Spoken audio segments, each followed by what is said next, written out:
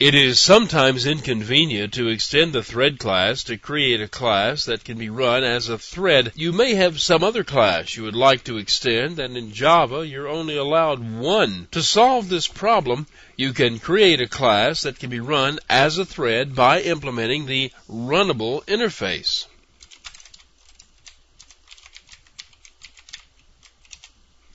One common reason for creating a thread is for animation. To create animated motion that is smooth and doesn't interfere with the rest of the program, it's necessary to build it with its own timing loop running in its own thread. Now don't worry too much about all this graphics display stuff. It isn't on the exam, but I needed something that would display a runnable thread. This program displays a top-level window and inserts a canvas object into that window. The canvas object is animated by having a bouncing ball come from the top and bounce out of the window to one side or the other. When the ball vanishes, it reappears randomly and does it again. Now, the class with the main method extends the JFrame class, which is a top-level window. In its constructor, a new bounce canvas object is created and added to the display. The bounce canvas object is the one that's animated, so once it's made visible, a call is made to its start method to get the animation going. The bounce canvas class extends the canvas class, so it is also a canvas object, which is a blank component that allows drawing and painting. But the important thing for our purpose is here, the fact that it implements the Runnable interface. The constructor sets some general stuff. It is the start method that cranks up the thread and gets the animation going. There's a reference to a thread object named looper. If the looper reference is null, it means that there is no thread and one should be constructed. So if one needs to be constructed, the running flag is set to true and a thread object is constructed. Notice the argument on the constructor of the thread object. It's a reference to the current object. As it happens, the current object is a runnable object and can be run as a thread.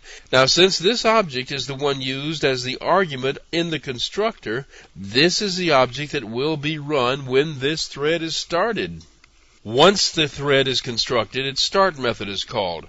Remember what the start method did in the previous lesson? Well, it does it again.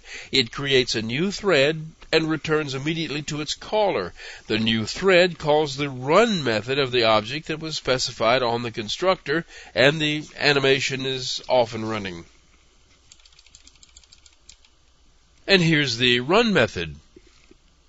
The loop inside the run method will continue to run as long as the Boolean named running is true. So all that has to happen to kill the thread is to set the Boolean to false, and the run method will return and thus kill the thread. The sleep method is called here inside the loop to time the animation. This loop executes once every 50 milliseconds. Notice that inside this loop there is a call to the method named nextFrame. All it does is move the bouncing ball to its next position and then schedule the window for being redrawn.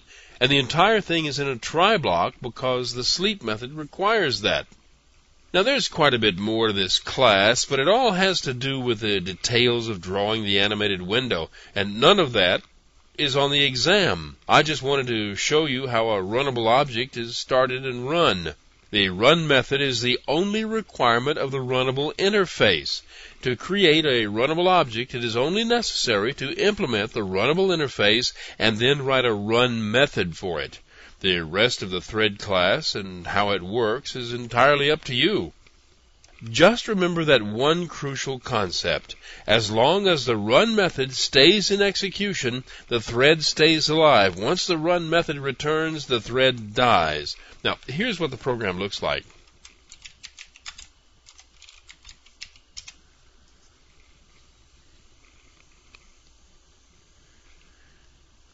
Now, this animation is probably a little bit jerky, but that's not the program. That's because of the way it's recorded and played back. Once again, none of this graphic stuff is on the exam, but if you want to do some animated graphics, this program would be a good start.